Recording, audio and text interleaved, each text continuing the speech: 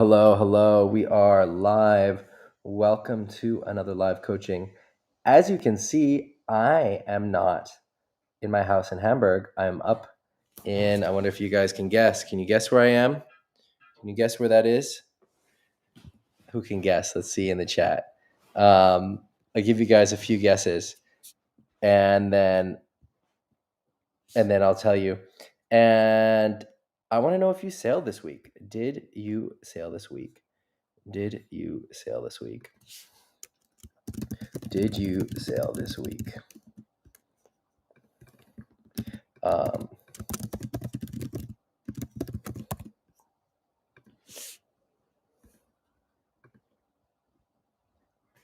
yep. So I want to know, did you sail this week? How was it? Where'd you sail? I just had a session, so I didn't think it was going to be windy today where I am, which you guys still have to guess. I gave you the little preview out the window. I'll do it again because we've got people showing up in the chat. So that's what it looks like outside. I'll give you a hint. It's a windsurfing spot. Can you guess? Can you guess where I am? And yeah, so I had a little session and it wasn't anything amazing. I went out on a 5.5 and my freestyle board. I did some flockas out of solidarity for the flocka course. We're doing a flocka workshop at the moment. Periodically, I'll do these courses on specific moves. And the one that's running right now is a flocka workshop. And I see we got Jorg in the chat. Jorg is also in the flocka workshop. And so I did some flockas today in my session, just out of solidarity for that group. It was pretty small day, really tiny little waves for jumping if you had enough wind as the waves were lining up. So nothing special, but it's always good to get on the water. And it looks like I'm going to get some wind the next days. We've got Leo in the chat who's on Maui, and it's been epic, I think. We've got Suna as well. He had a 4-5 session this week. We got Christoph, 6 sessions with a 19-second swell. Whew. So something that if you're new to waves, or even if you've been in waves for a long time, this is important. Height matters, period matters more. So if you're looking at swell, you're looking at forecast, the height, yeah, it matters, but the period is more important. And so sometimes you'll see in Hawaii a swell that is like 1 meter at 20 seconds. That is going to be huge. Even though it just says 1 meter, it's going to be huge because it has such a long period. And so a 19-second period is a really long period. And I encourage you to really pay attention to periods when you're looking at forecasts because it is more important than height. If you're talking about wind swell, that's going to be somewhere between, let's say, 3 and 8 seconds. And then ground swell is going to be somewhere like 9 seconds and up. And a long period swell, I would say, starts around 15 seconds. And then in Hawaii, we can get swells up to 22 seconds. It's pretty rare to get that in most windsurfing spots in Europe. Yeah, awesome. Awesome, Christoph. Christoph is joining us in Morocco, which will be a lot of fun. And there's still space in the second week of Morocco. It's kind of crazy that there's still space.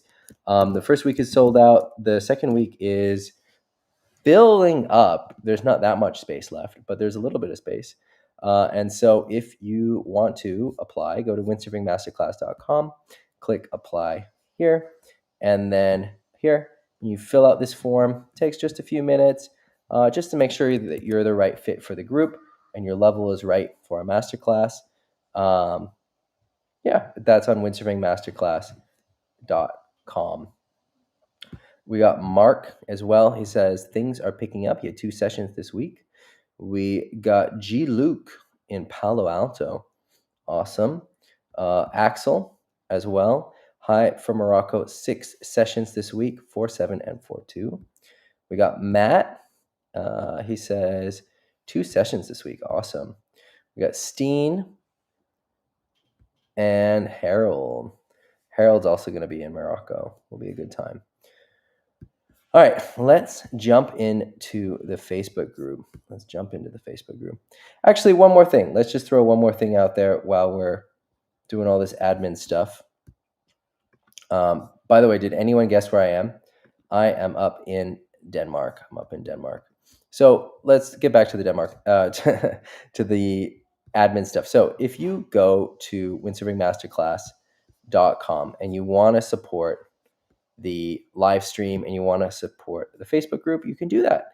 So you just go to windsurfingmasterclass.com and then go down to support the community. And there's some options to do it. So you can sign up with different monthly levels of support, and every donation helps. And if you don't want to do a subscription, then you can click here to support. And I really appreciate all the support of people who have supported currently and in the past. So thank you, everyone. And yep, if you want to support, that's the way to do it. All right, let's jump into the Facebook group. Ooh, we've got Greg in the chat, who just had a Zoom call with Cedric. Cool. Yeah, it's lots of things have been working. Lots of things have been in their works this week, and I'll give you guys some updates as we go through the Facebook group. We got Jakob as well in the chat, and no sailing this week, but still remember all his sessions from last week. We got Greg in the chat, who is saying he needs some vitamin C. Greg is going to be in Morocco, and I'm looking forward to seeing you, man. Who is this? Who is this on YouTube? I cannot read Hebrew, but you injured your hamstring. Oh, sorry to hear it. And we got Derek with 2 sessions, 120 knots, 125 plus, super fun. Awesome. All right, let's jump into the group here. So, all right, let's sort by new. By the way, I'm up in Klitmuller, and yeah, I like it up here. Came with the family. I'm gonna get into that in a second, and I've got a question that a discussion question that I want to pose to you and the group. And there's going to be a place for you to put in your stories and experiences in the Facebook group. And I want to discuss it during the week. And so I'm going to bring it up today on the live stream. And, if this is interesting for you guys, this is something I would like to do every week, where there's some topic that is interesting and we can discuss it. So I'll bring it up on the live stream and we'll discuss it during the week. And yeah, I don't know. It sounds fun. So I'm going to get to that in a second. First, though, we've got this from Juice Maxime, who's currently in Morocco and trying a new jump, the tabletop. And so I gave a tip about crossing the legs, and that helped a lot. And they want to get more tweaked and progress from the donkey kick. Great goal. I love the goal. Let's watch the video.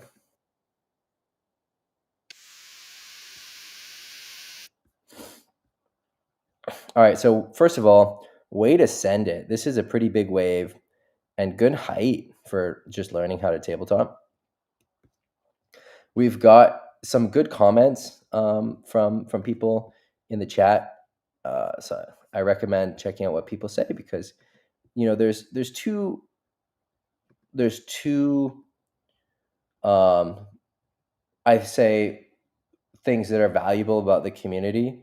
I mean, there's lots that are valuable about the community, but if you're looking at coaching, like my coaching, which is, expert coaching, is how to do the moves, tips, tricks, exercises, mindset, what you need to be thinking about, the fundamentals of wave riding and the moves, all of that good stuff.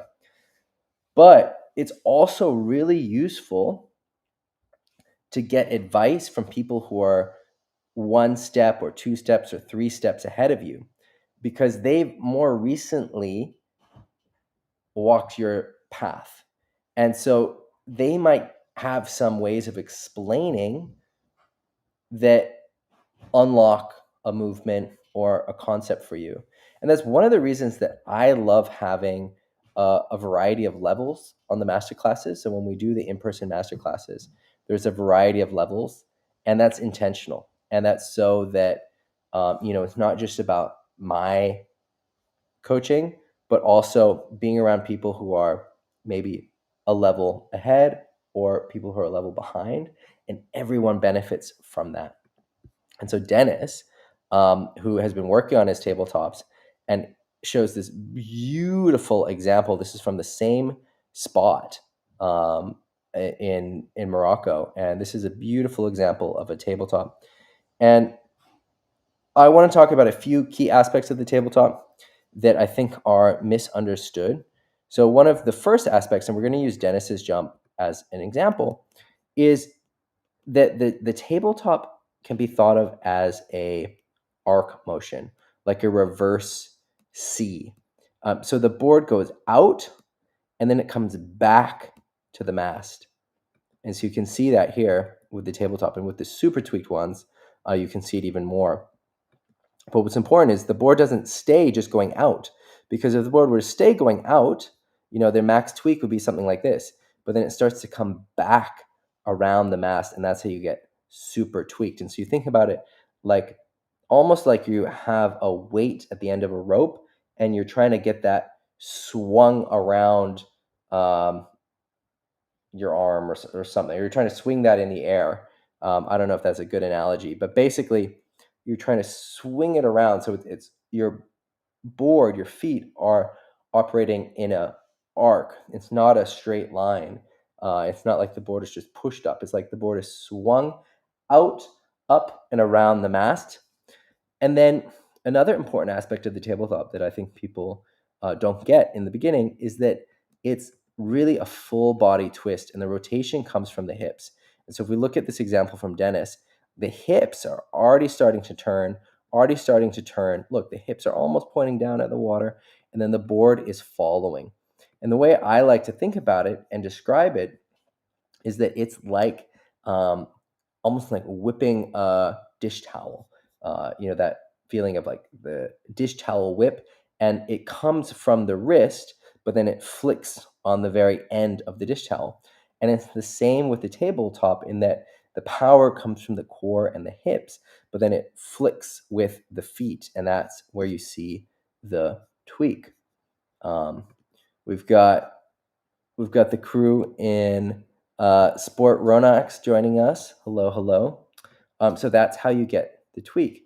And then the third thing, and this I would say, Juice, isn't so relevant to you. Like the next part is about getting that arc motion, and then also about getting the rotation started from the hips.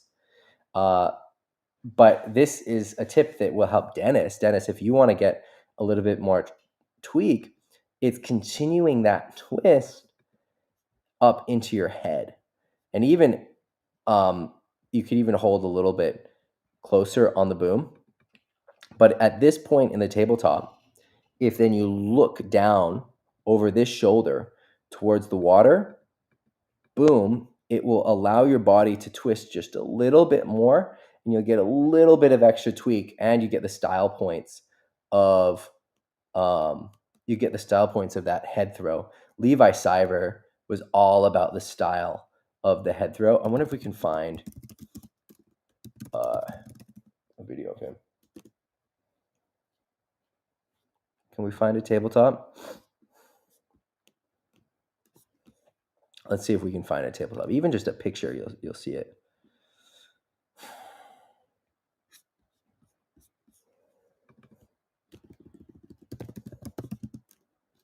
There's a tabletop from him in Ginshu during one of the World Cups that was amazing.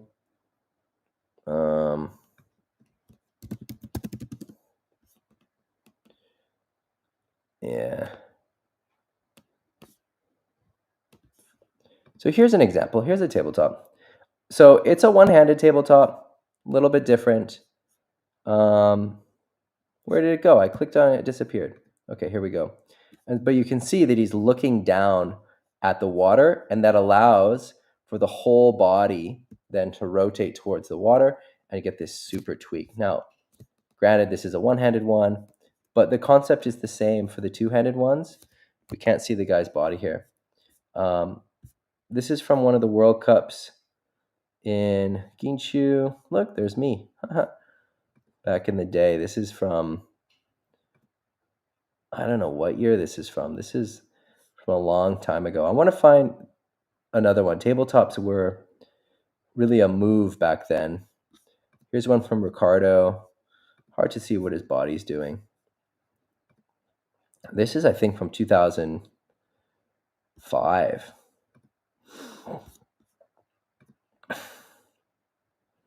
All right, let's see if there's another tabletop here. There's Levi. I know he had a good one in this event. And there was a picture of it that was really good.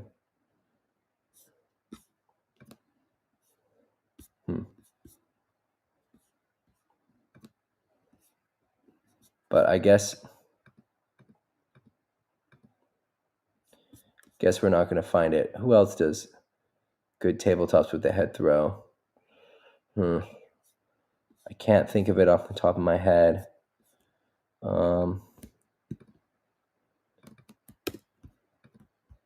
Let's see if we can find one from Victor. They're all one-handed. Here's a picture from his... Oh. All right, we're doing some real investigation here. So this is off the lip, which is a different deal. You're dealing with different forces, different angles. I want to find one example just to show you guys what it looks like. Victor has a very nice tabletop. Victor, Levi. There are a few guys who have just really beautiful tabletops. Victor also does these really nice one-handed ones.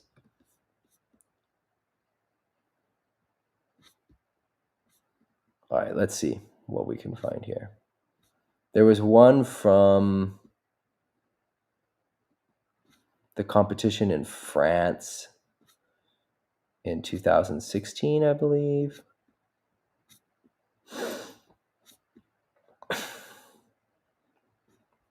Here's a tabletop, but he's not doing what I'm talking about. He's not doing the looking. And it's still pretty tweaked. But looking down at the water, it helps with that tweak and it looks cool. Just adds style points. And it's an easy thing to do to add the tweak. You don't have to be any more flexible. You don't have to change much in your technique. All you're doing is looking down at the water over the shoulder. And so it's something that is fairly easy to implement, and it has a huge positive effect on the tabletop. I don't know where that picture is. Google Images doesn't seem to really work that well anymore. And yeah, I don't know.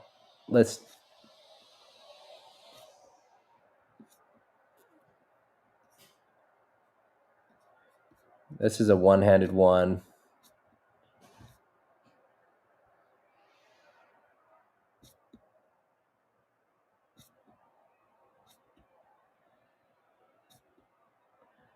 The one-handed ones are also cool. Oh, was that a tabletop? No. So the two things that I think are really important are thinking about throwing the board in an arc, in a C shape. So it's going around the mast. It's not just going up. It's going up. It's like moving in a circle. And then thinking about the rotation, that tweak, coming from your core, coming from your hips. It's not coming from your feet. So it's not just about twisting the feet. It's about really twisting your whole body. And we're striking out trying to find examples here. But anyway, I think that's enough. And then there's some good comments here from the people in the chat. We got Tomas in this chat, and he says he's loving life in Ireland. He's got some clips and questions for next week. Awesome. Post it. Anyone is welcome to post. Even me. And I posted this. So this with my son. He's 7, and we're up in Denmark, and he said he wanted to try windsurfing. And there's this lake. It's like 10 minutes, 8 minutes drive from Klitmøller that I think is one of the best places to learn how to windsurf. Now, he ended this session in tears. Uh, so it didn't go 100% perfect, but I didn't push him. It wasn't my idea. He wanted to learn how to windsurf. And so I set it up here, um, rented some gear, and it was super cool. He loved it, but it was too cold. It was too cold for him, and he didn't have boots. So that was my mistake. I never wear boots. I don't even think about it. And his feet at the end just got so cold that he was crying. And if he had the boots, we probably could have gone for another hour because he was having a lot of fun. It was just too cold. His hands were also cold. So warmth is definitely a factor. Comfort is a factor. And having the right spot. This spot was so cool because I could stand, you could see it's really shallow, and this whole area is that shallow. And so you can stand out there, help the kids, and get them set up. It also wasn't too windy. And it's interesting because I've never really thought about getting my kids into windsurfing. Windsurfing is my life, but it's my thing, and my kids will do their thing. But he wanted to learn, so I'll teach him. And that made me think about your experiences. And so this is something that I've already asked, and we have a lot of good answers in this thread. And this is something that I want to make more of a discussion. So I'm going to make this a discussion for this week about windsurfing with kids. And so I'm going to make a different post that's just a question post. And I want to hear stories, good, bad, ugly, beautiful, about windsurfing with your kids. And it could also be if you were a kid. So maybe you're younger and you don't have kids, but maybe you were a kid and you learned to windsurf with your parents. So what was that like? And what are some stories, some examples if you have photos? So it's going to be a discussion thread where I want to hear your stories. I want to see your pictures, and yeah, we can just all share our experiences of teaching our kids or windsurfing with our kids. It's pretty broad. Okay, not everyone has kids, so it doesn't pertain to everyone. But I want to do this discussion every week, and some of the questions are going to be relevant to you, and some of them are not. And I think that's the beauty of it. I don't want to be too general. I want to have stuff that is specific enough that it's interesting. All right, moving on. We've got 6 comments here. So York says that when he jumps, he usually goes slightly into the wind, but is it better to try to point the board more downwind to fly as high as possible? I think you'll get the most height jumping into the wind. Generally, height comes from jumping into the wind. Something you can think about doing if you want to get a little bit more hang time is trying to get the bottom of the board pointed into the wind, and you can do that by pointing your toes a little bit. If you catch the wind just right, that the wind comes under the bottom of the board actually starts to ride the wind, and it's a feeling like you're riding on the wind. The board is producing lift. So for height, yeah, you want to be jumping into the wind. There are some times where you want to jump downwind. You'll get more distance, and it can be cool as well in the air to point downwind. But a lot of times, like if you'll watch high jumps from someone like Robbie Nash or from the people in Pozo, they're really jumping into the wind like a back loop and then coming down. All right, next up, Jakob says his biggest issue has to do with placement and timing of the engagement on the wave. It's hard to explain, but in the usual cross onshore winds in Denmark, he finds himself traveling up along the wave on his back and can't figure out when to engage and drop down from the bottom turn. Often, he nearly ends up on the beach because he's waiting too long. I was thinking about this question a lot today. And Jakob, I think part of the issue is specific to where you're windsurfing. So Jakob, for those of you who don't know, has been on a lot of different master classes, and so I've worked with Jakob before, and he's shown me videos of the spots that he's normally windsurfing, and the waves there are hard to read.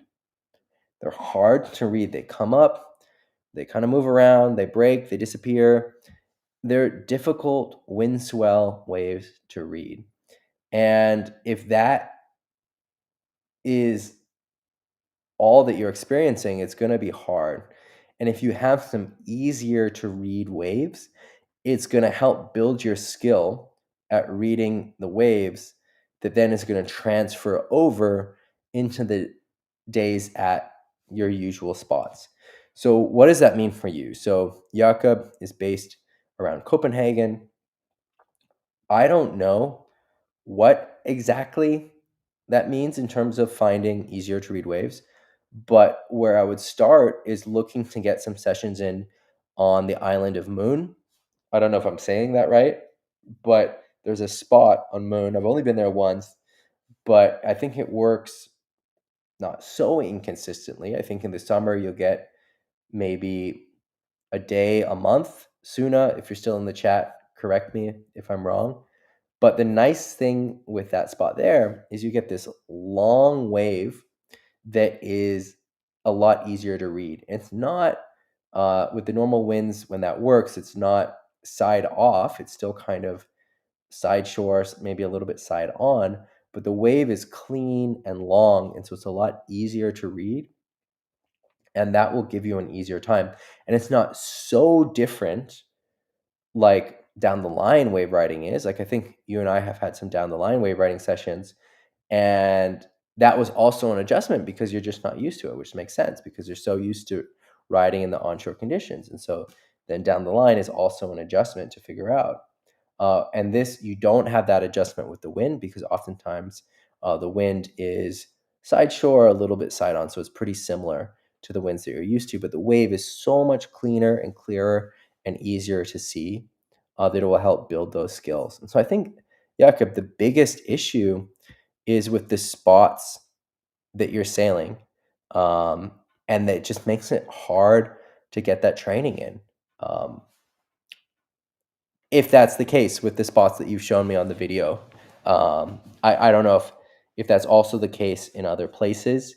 Um, of course, it's difficult to build that skill, and then you get to somewhere where it's easier, and then you're building that skill still from sort of a lower level.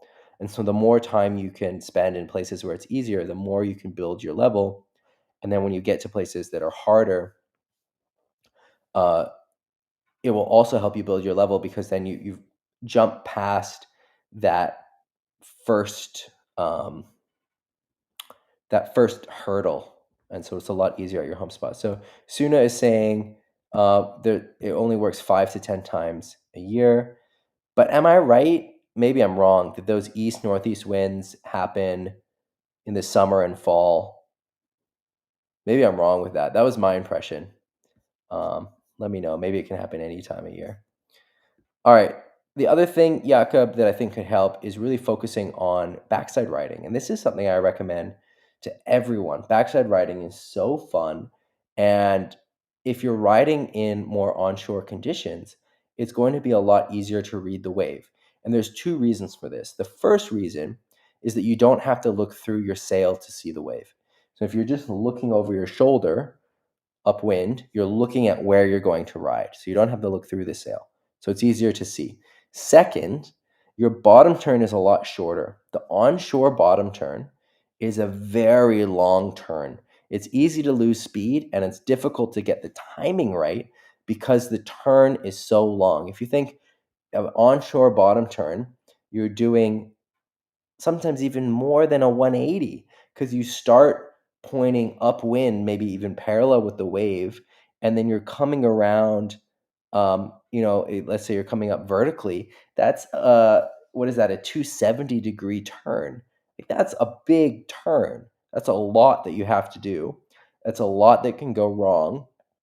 It means that the turn is going to take more time. And so getting the timing right is a more difficult prediction game because you're trying to get to a point in the wave farther in the future.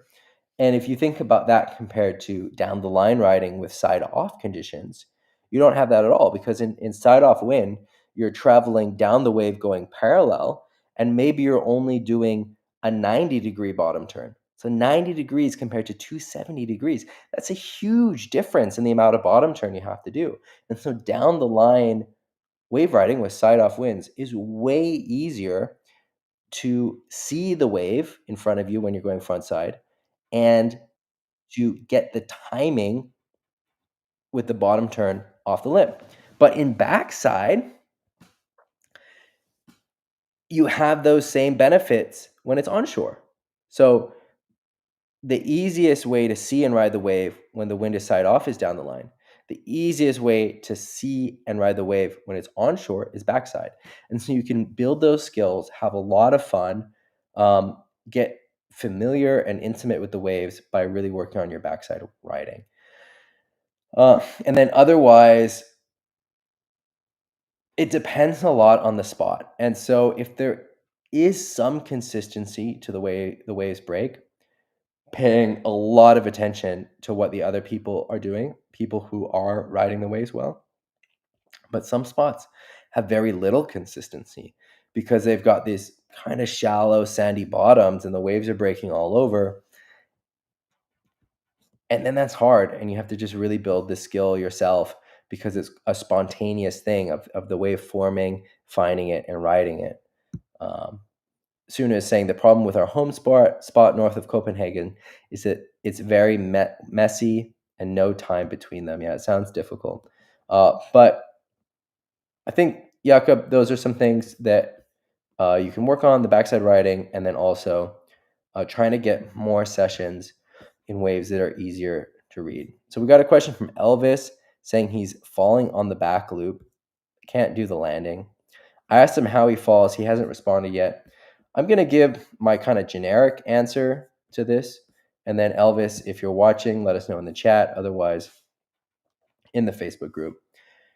With the back loop, you really want to land downwind. One of the mistakes people make is trying to land going back the way they launched. With the back loop, you can land, like the back loop can be like a 180 rotation. It can be less than a 180 rotation. The back loop is not a 360. And so you can even land almost pointing back to the beach. You really don't want to rotate too much. And you want to under rotate rather than over rotate. And you want to think about the landing, the position of your hands, what you're doing, almost like a forward motion.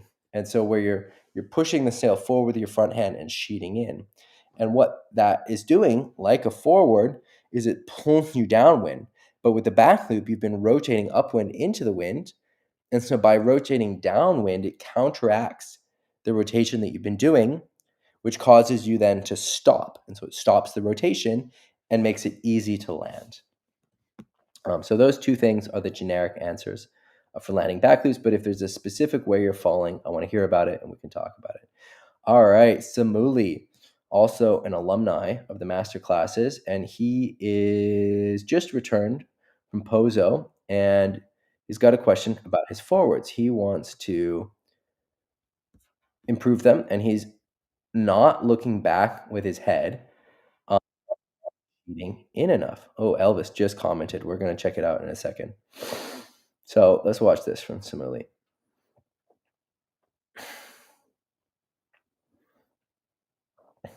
Still a nice forward. There's a lot of good technique in here.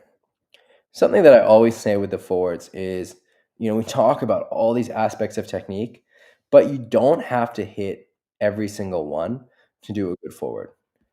Yeah, you can do better forwards and you can keep improving your forwards, but it's not like you need to hit every single one. And so Samuli here is getting the sail pointed into the wind. We can see that. Here, I'll pause it.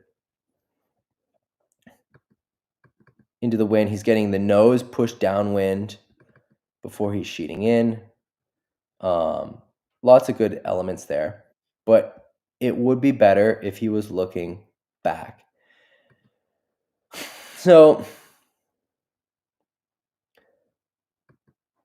I think there's 2 points here.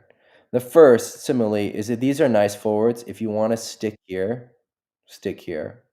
If you wanna improve them, getting the head is gonna help. Sheeting in a little bit harder is gonna help. Something that I find useful, if it's hard to remember with the head, is to do the head already at this point on the takeoff. It's gonna feel a little bit weird, but not as weird as you think. And so already at this point, you start looking back to the beach. And the beauty of looking back with the head is it's looking in the direction of the rotation.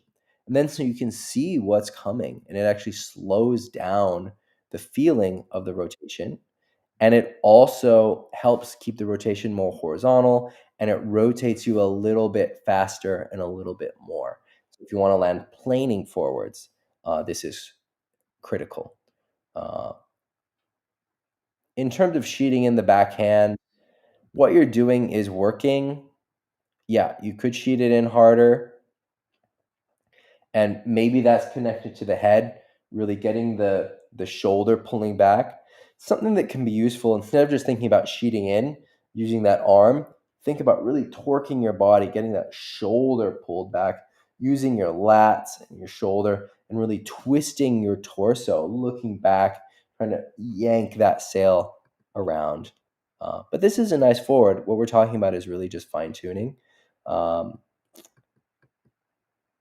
yeah, looking back to the beach, you can think about looking back to the beach, um, looking back to the beach as you're going off the ramp is maybe easier to remember. Um, those are my tips. If we've got other tips, Dennis, I wonder if Dennis commented, because Dennis has had a similar journey. Dennis, um, would you say that you have had a similar journey? What helped you? All right. So we've got an answer from Elvis here. Okay, didn't show up yet.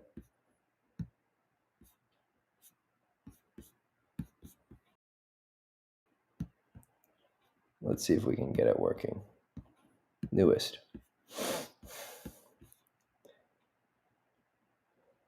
Okay, so Elvis, if you're watching us, let us know, or let's refresh this. I want to make sure in case you did comment.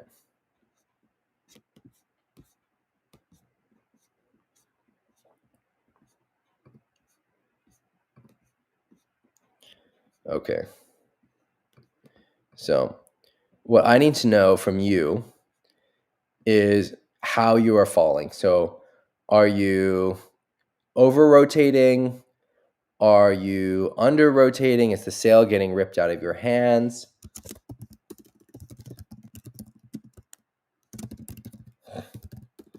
For example, does the sail get ripped out of your hands, or do you get pushed over by the wind?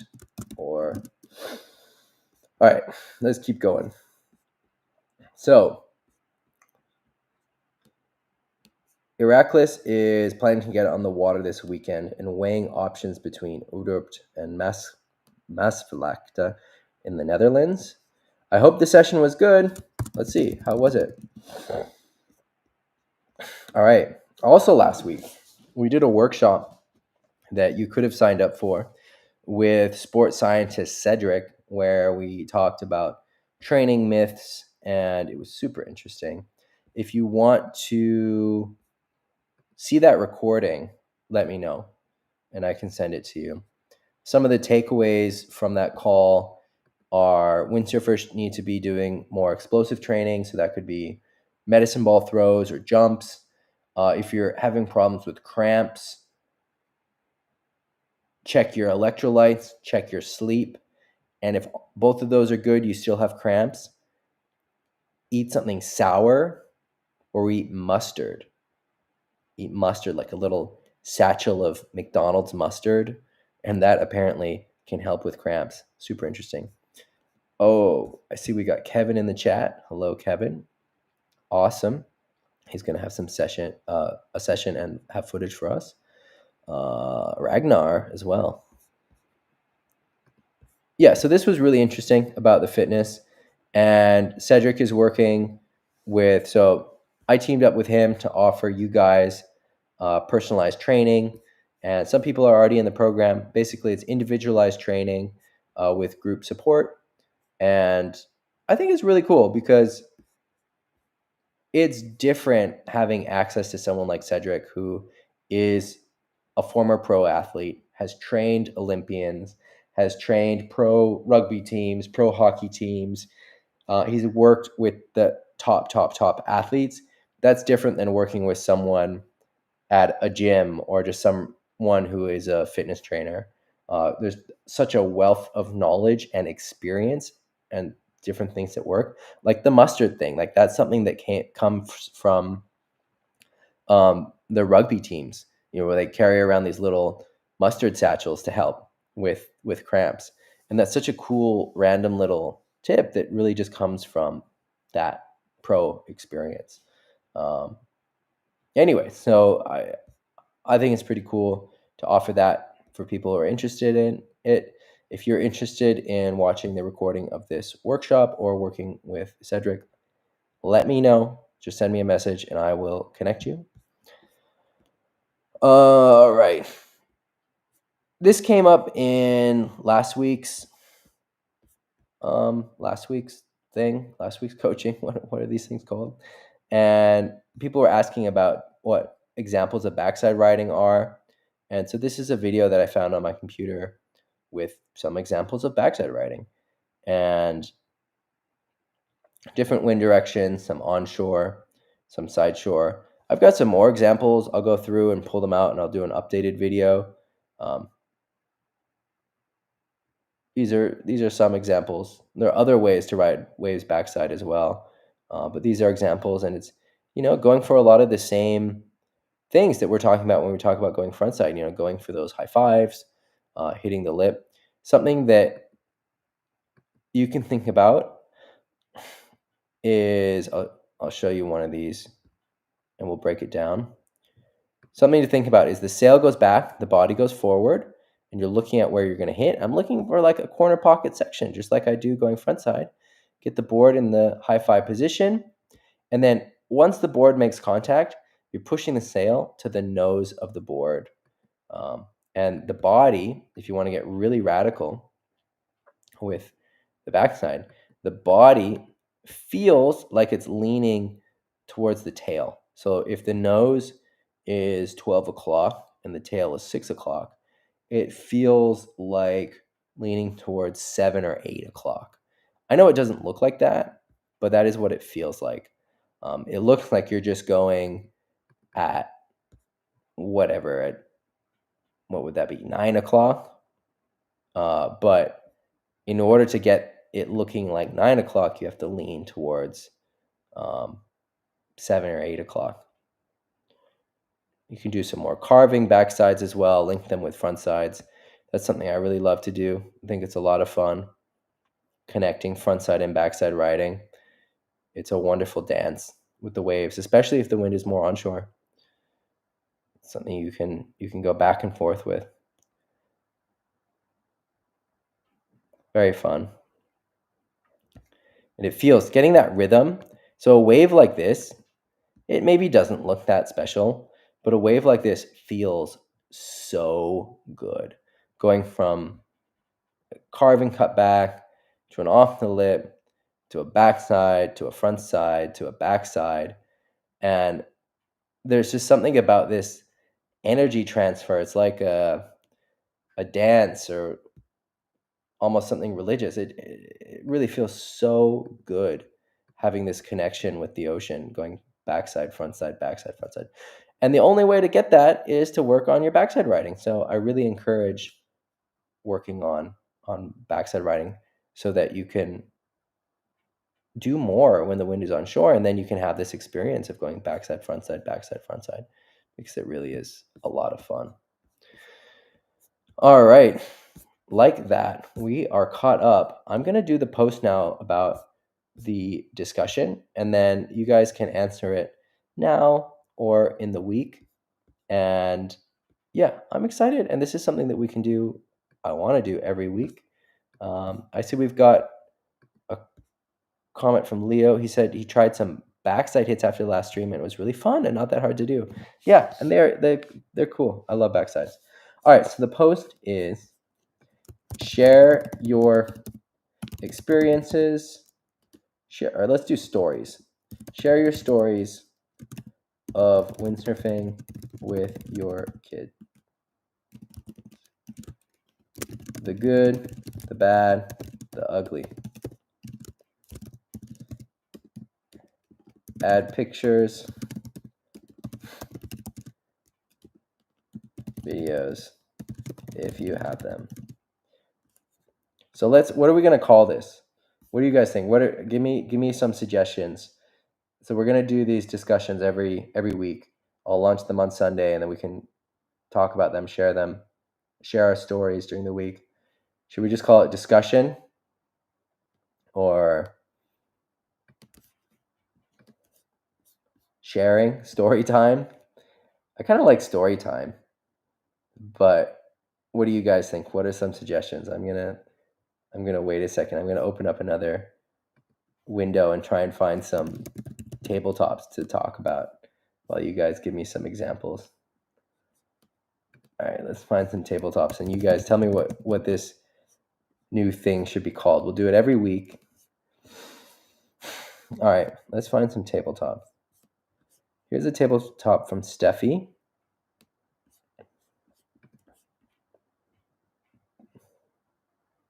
So this one's not that tweaked.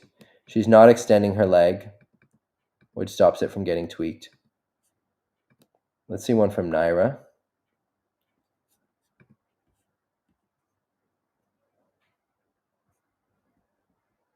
Also not that tweaked. She goes up. But you can see she's throwing from her hips. Gets the board up, but it doesn't come back around. Let's watch Karen's.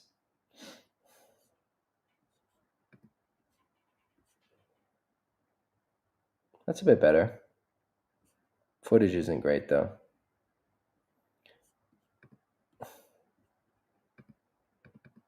Content 7 is really lacking on their tabletops.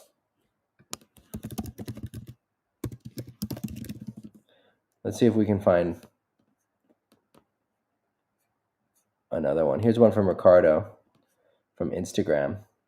Whoa, why is my Instagram in whatever language that is? That's wild.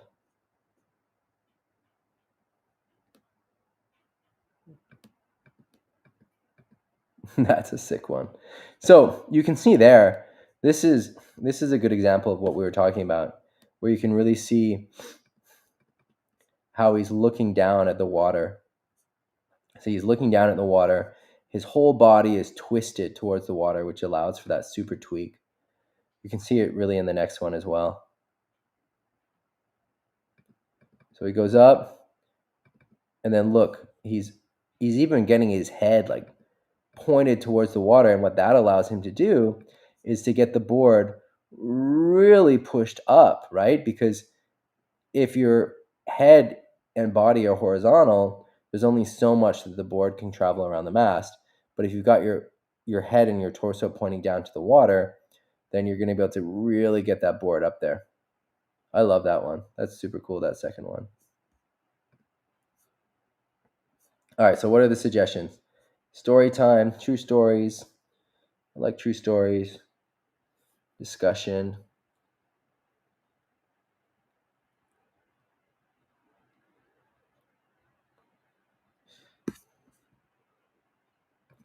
All right, let's just leave it like this, and then we're going to think of the name for this.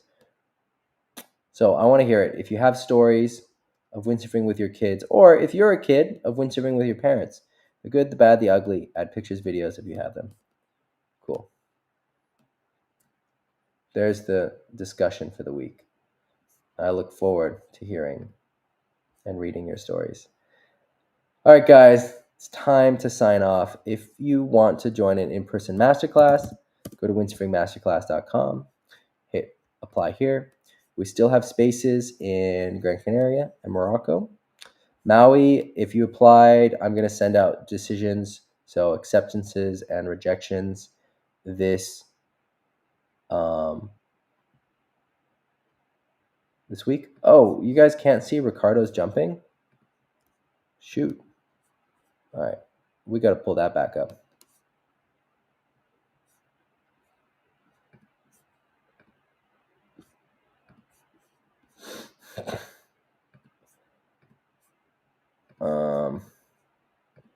All right. So why is that going off the screen? I got to fix this.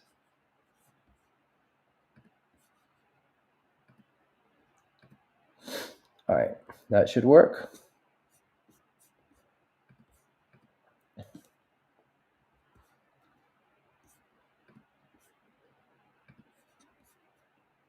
Yeah, look at how beautiful that is. So I'll talk about these again because we just talked about it, but if you guys can't see it. So look at this. Look how he's putting his body pointed towards the water, so then he can swing out and kick his board around. And what's interesting, because it's easier to move your board around when your legs are tucked, he doesn't extend his legs until the end of the move. And so if you look at it, he's looking down, and the legs are actually tucked up.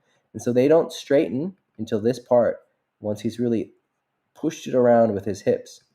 And that makes it easier to get that extra bit of tweak. See, like, look how tucked in he is until he gets here, and then he starts pushing it. Because if the longer the arm is, in this case the leg, but in physics, the longer the arm is, the harder it is to rotate, right? So you reduce the length of the arm, and you'll rotate easier or faster. In this case, we're talking about legs. All right, so yeah, if you want to join a masterclass, there's still some spots. If you want to support the Facebook group, you can do so here. And otherwise, I want to see and hear your stories about windsurfing with your kids. And I'm going to post my own. You already heard some of mine, but I'll share a little bit more in the Facebook group. And I'm looking forward to reading and watching everything else that's posted there. I'll see you next week, Sunday. I hope you have a wonderful windy week.